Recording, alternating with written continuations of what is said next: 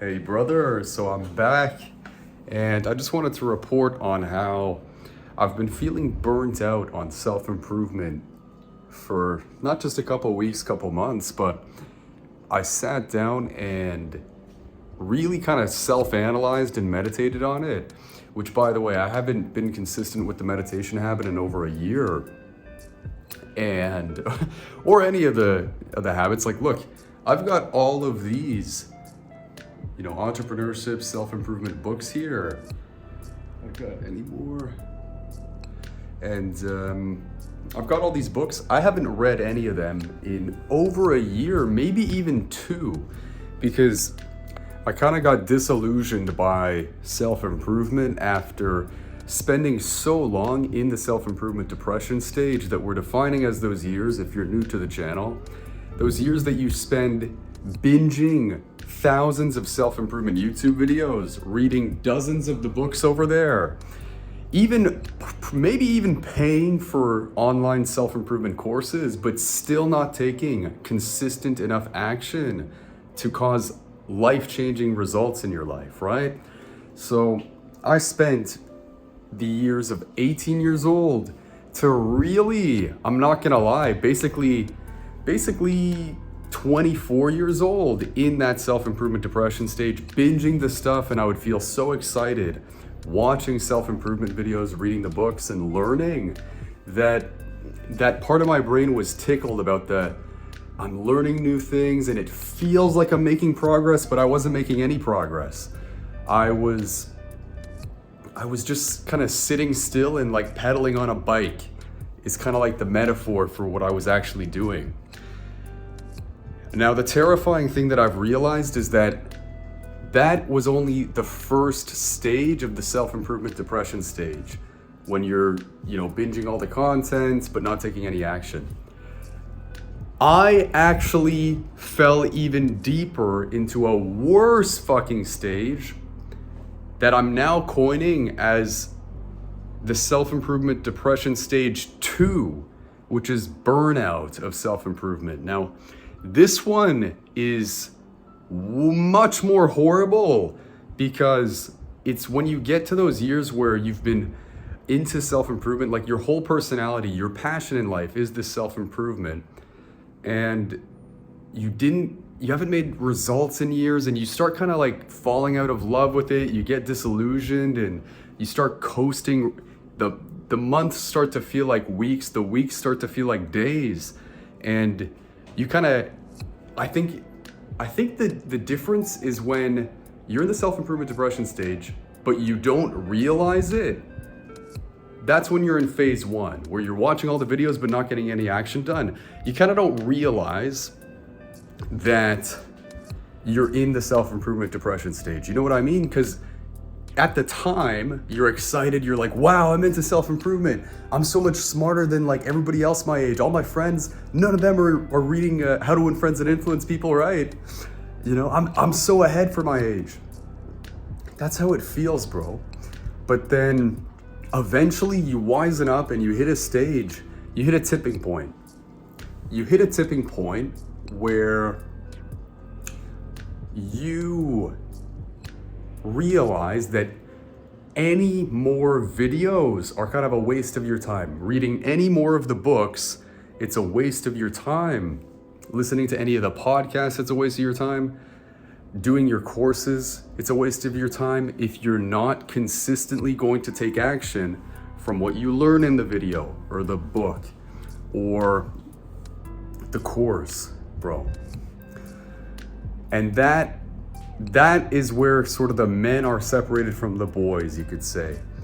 That point is where, I'm not gonna lie, I chose the shitty beta male Sid version or path, where when I hit that point, I stopped watching self-improvement content because I was like, okay, well, I shouldn't be watching any of this anymore. I should just take action on the same 5 things that I know I should be doing, right? Going to the gym, getting my schoolwork done, trying really hard in my career, pushing myself to become better. And the third thing would be being more extroverted and pushing through that fear of rejection to talk to girls and get a hot wifeable girlfriend, right? Ideally, I should have said wifeable and then hot in that order. But anyways, those were like the 5 things that I knew I needed to do. There was no point in doing any more learning.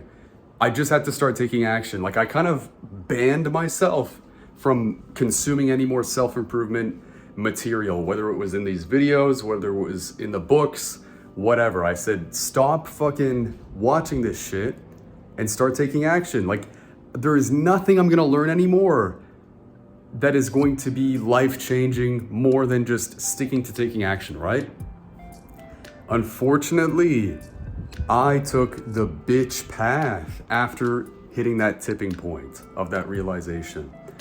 I stopped watching self-improvement content and then I started binging, unironically, all of the original like video game let's plays, anime, all of the instant gratification fucking habits, bro. I started binging those because I had all this new free time. And so I literally devolved. I got worse because I was like, listen, in my brain, I started to properly equate more self-improvement videos with like watching bullshit instant gratification anime videos, right? Which is what you should do after I'd say you shouldn't watch this kind of content and stuff for more than 2 years. I think the first 2 years is completely valid. You gotta learn, you gotta kind of open your mind and all of that.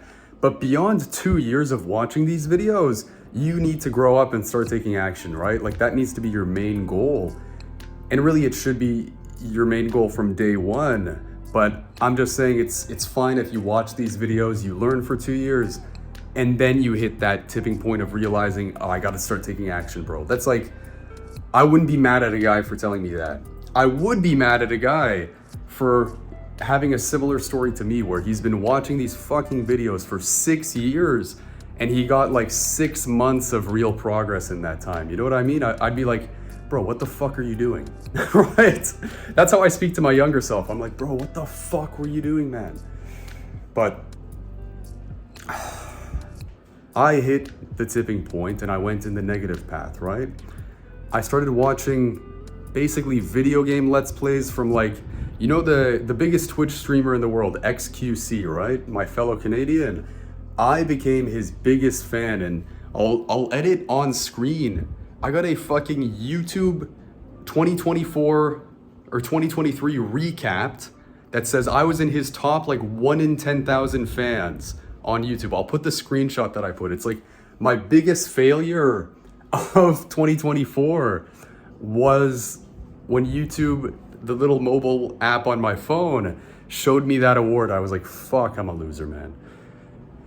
So I was binging, you know, his stuff, other video game YouTubers, because I was like, look, if I'm gonna fall to my addictions on dopamine and instant gratification, I might as well do it to the max and watch like the purposefully instant gratification videos, the video game let's plays, the anime series, whatever, watching movies on Netflix. I was like, if I'm just gonna waste my time and it's either on self-improvement videos that like make me feel productive or video game videos that I know aren't supposed to be productive, I might as well spend it on those. And bro, it's embarrassing to admit this, man, because it just shows my weakness. What I should have done when I hit that tipping point that no amount of these videos is going to be more important in my life than taking action. What I should have done was just block these. I should have paid for a website blocker to block these instant gratification vehicles like Instagram, YouTube, everything, and just, you know, dealt with it, gone cold turkey off my addictions, and just dealt with it for a month. It would have fucking sucked. I should have, it would have been better worth my time to just stare at the fucking wall and stare at paint dry all day, to just heal my inflated dopamine receptors that got fucked, right? That's what I should have done. And I should have taken small but consistent, even boring actions like going to the gym consistently with the extra 16 hours I would have had in a day. Because I'm telling you, bro, I'll show you in a separate video how many fucking hours I was spending a day on YouTube up until now. For the past 2 years, I'm 26 and a half years old now. And I'll tell you, like I said earlier, between 18 and 24, I was in the self-improvement depression stage 1. And from 25 to 26, I've been in the self-improvement depression stage 2.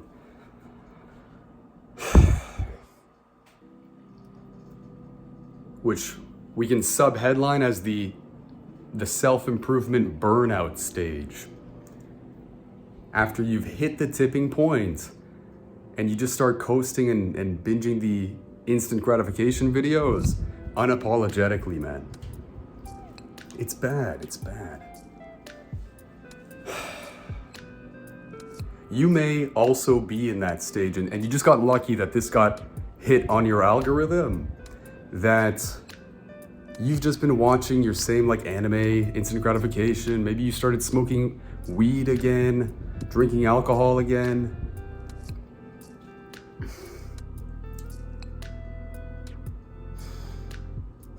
And what I propose is the solution, because you need a solution, man. If you coast in this self-improvement depression stage 2 and you lose your faith in self-improvement, that it doesn't work, you just start coasting, you're gonna become a lifer, you're gonna become a wagey, whatever word you wanna use, you're just gonna devolve into average, into mediocrity. If you really give up on self-improvement because, it doesn't really work, I haven't been able to stay consistent, no YouTuber was able to kind of inspire that burning desire within me that all the fucking books talk about, right? I've been searching for a burning desire for like the past decade of my fucking life, man. And I haven't found a burning desire, right? That's what all of this is about. You want to find a burning desire that gets you to stay disciplined, but you and I, we just don't have that. And the direction that I want to take the channel is turning this into the YouTube channel that teaches you how to find or create that burning desire that we both know that we need to have to succeed at the level that we want to succeed. Anyway, brother, I appreciate your patience. If you've made it to the end of the video, you really are a real one in the channel. If you check the analytics of these videos, it literally is like 20% of the guys last until the end. So whatever view count you see at the bottom of the video, divide that by 5, and that's how many guys are actually watching at this point. So respect to you, brother. And listen, I've specifically engineered a playlist of my best dopamine detoxing videos that I'll put a link on like the top left of the screen. And these ones are, do I spoil it? Do I give you a secret? What I'm going to do is create a free kind of mini course on dopamine detoxing that I'll fully publish on the channel. It'll just be like on one of the playlists that you see on the main screen of the channel. Bro, once I fucking figure out this life-changing dopamine detox for guys that are as addicted as you and me, because, bro, I know that you've watched all of the like million view how to dopamine detox videos on YouTube, but you're still here, right? I've watched them all too, and none of them worked for me. So my life's purpose is figuring out a transformation that works for guys like you and me that are so fucking addicted to this bullshit. I almost ended the video without giving you the solution, by the way. So what I believe the solution is to this self-improvement depression stage 2, the burnout, is you kind of got to accept there is no secret.